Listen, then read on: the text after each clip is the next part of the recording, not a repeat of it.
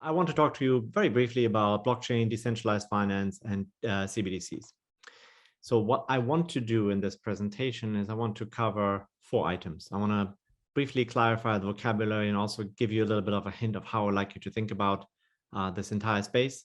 I talk about the evolution, so you see how things are developing, so you understand where we are or why we are where we are, and then we can talk about where we're going forward. And then finally, I want to, in particular, focus a little bit about where this is heading and what my predictions are of what we're going to see over the next 5 years. So let's start with the vocabulary. The first thing I want to talk about is what is a blockchain? You can spend a very long time about this. I think one should make this really simple. A blockchain is an infrastructure for digital resource transfers. It is not Bitcoin. And if I have one thing that I want you to get from this talk is I would like you to stop thinking about blockchain technology, and so on, simply as an asset class or simply in terms of cryptocurrencies. Now, I do want to talk about one thing about cryptocurrencies. I want to clarify what they are, because at their core, they're the internal payments and reward system that is necessary for blockchains to work. Again, this is not so much a question about somebody creating a new asset class or a new digital sticker. It is really about creating an infrastructure that has to work in a particular way, and cryptocurrencies are just necessary for making that work. So last and not least, I want to talk about one of the biggest applications so far for blockchain technology, and that's the area of decentralized finance. That has raised quite a few eyebrows over the last, let's say, a few months. You basically see news coming out about this on an ongoing basis. It's been part of Senate investigations and long discussions in the US Congress, for instance, and you will hear more about this in the near future. But the important part is that people are now using blockchain technology to enable the provision of financial services without the involvement of a financial intermediary. Now, that's a mouthful, but think about it as banking without banks. This idea has been around for a while, but now we actually have the technology that allows us to do this. Now, let me talk briefly about the evolution in this space. Of course, the doorbell has to ring now. Let me talk about the evolution in this space. It starts with Bitcoin, of course. Now, I would like you to think about blockchain technology without Bitcoin and without thinking about Bitcoin. But it is the genesis of it. It is the first implementation of digital money.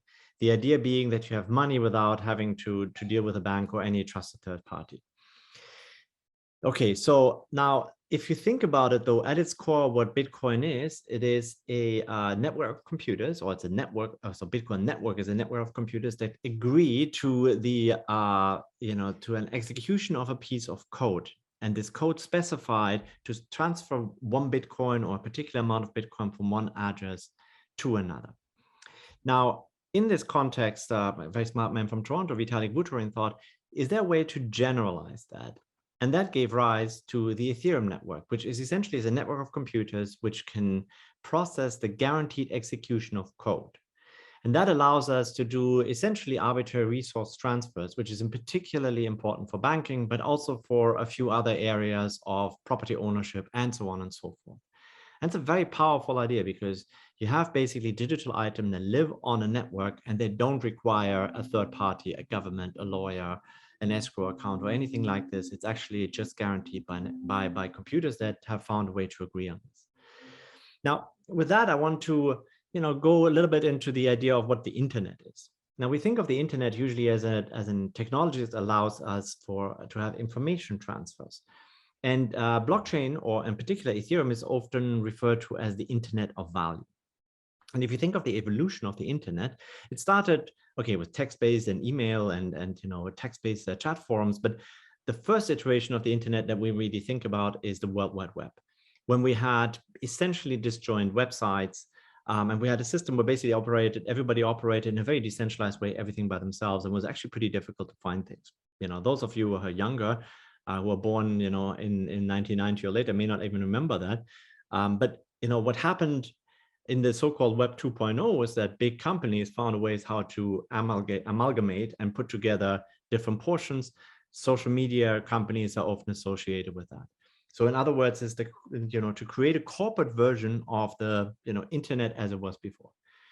And Facebook had essentially the same idea when they saw the idea of blockchain technology. They thought, maybe we can actually build something here and use this and build sort of like the Web 2.0 version equivalent for blockchain technology, thinking of, say, Ethereum Web as blockchain 1.0.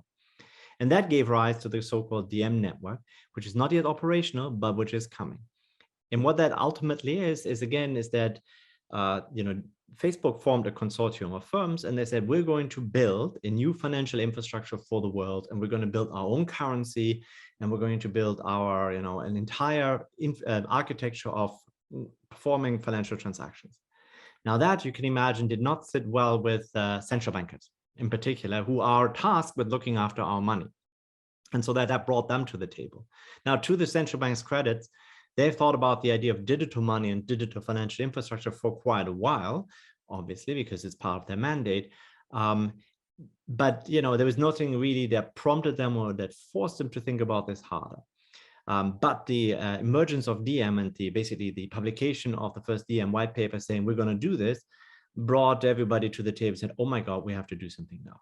And so what I'm trying to say here with this description is there's been a progress in thinking and an understanding that led us to where we are now. Now, I want to spend a few minutes talking about several of these different parts. The first thing is I want to talk about decentralized finance. So that's the general idea of using blockchain infrastructure to provide financial services.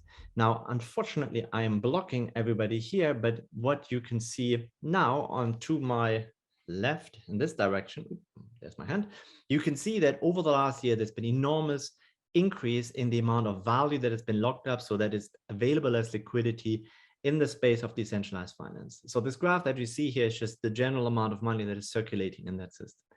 It reached about $100 billion worth sometime over the summer. It's now at about maybe $85 to $90 billion. And as you can see, the increase is quite steep and the usage of this is quite dramatic.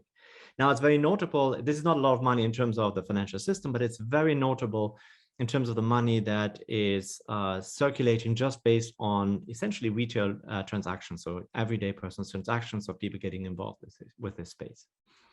Moreover, the Ethereum blockchain in the second quarter of 2021 processed about the equivalent of $2.5 trillion worth of transactions. Just to put that into perspective, that's about the same as Visa.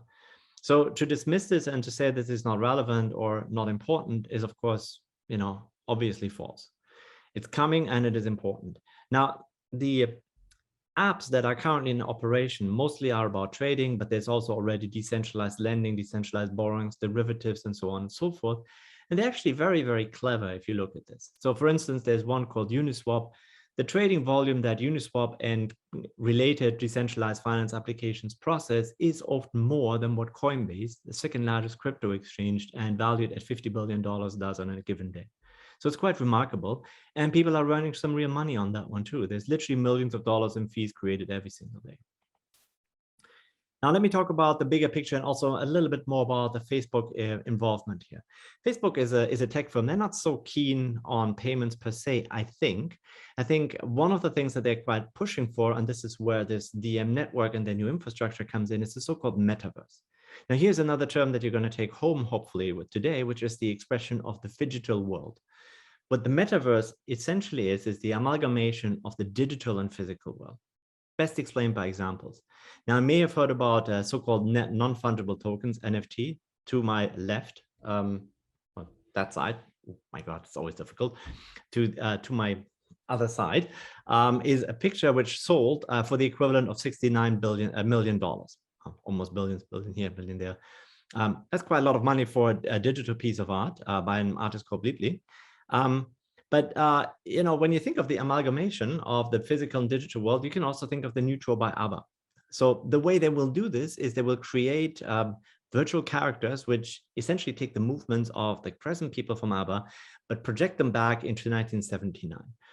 Now, more broadly speaking, and this is what Facebook wants to do, is they want to be in the business space for this. The business space effectively means that this meeting that we're now having, where you're watching me on the screen, would be one which would be immersive. We would all be together in a hall. I would be standing in front with an avatar, and we would have a conversation about that. Now, I would like to own my own avatar in this world and have it portable. And what the metaverse is, and what the payments network of DM would be useful for, is to actually ascribe ownership and to, clothe me and feed me and give me digital experiences. And all of that will be, it's kind of unfathomable that this world would actually work with somebody in a digital world swiping a credit card. I can't imagine that happening. Roblox, by the way, is another example. If you have kids, then you probably heard about this over the pandemic, because this is actually a game where people can create their own game, and actually teenagers became millionaires just by creating new things within this space. And the metaverse, again, is the amalgamation of the physical and digital world. Now, I want to say one last thing about the central banks. Central banks are coming. You can see here on this map of how many banks are either having already pilots, or they're doing very serious research on preparing a digital currency. Question is, will TIF give us one? Will we get a digital loonie? Well, there's a few questions here. So the first is, should he? The Bank of Canada made a contingency plan which says when cash becomes unusable, or there's an alternative type of money takes over, then we will be considering issuing a CBDC. I think we're at the point where cash is not usable. The Bank of Canada clearly has to do this, and they are already hiring for it. So they hire people to actually provide the physical or the digital solutions for this. Next question, of course, is, can he do this? So can TIF do it for us? We wrote a memo as part of our design proposal for CBDC, where we say, yes, as it is, that's already possible that the Bank of Canada can do this today. Now, is there a problem with disintermediation? That means that our banks become unstable, or everything becomes more expensive for us. I think this argument is overblown. I'd be very happy to talk to you about it. You can make very simple competitive arguments that are against this. And the evidence in the past that we've seen from comparable situations basically shows there should be no major concern here. So what's next? Let me give you a quick outlook. I think, first of all, we see in the normal blockchain space, we see some regulatory action. In some areas, this is justified. So the area of stablecoins. In others, I really hope that regulators stay off and see how it develops, because I can't see at the moment that anybody has been harmed. So that regulation is necessary, except for the stablecoin part and the decentralized exchanges. Eventually, financial institutions will start offering major services. We're going to see a continuous evolution of this space, but it's going to be relatively in parallel. It's not going to take over the world. The DM network, however, when it becomes public, will be a major disruption for our banks, for payments, generally speaking. There will be applications taken from the DeFi space, from the normal blockchain space, and we will see that new finance brands will develop. And then finally, the CBDCs, will they come? I actually am not confident that they will. I think what we'll see is that DM or a different service provider will give us, private CBDCs of some form. There will be very few real CBDCs in the world. China will probably have one, but other than that, I don't think we're going to go there very quickly. And I would like to say, and as last word, I think we need a very big discussion within a society, actually, whether or not we want this and what features we want it to have, because it allows pretty much hard controls over how people spend their money, and without a big consensus and big restraints from government, this could end up in a dystopian nightmare.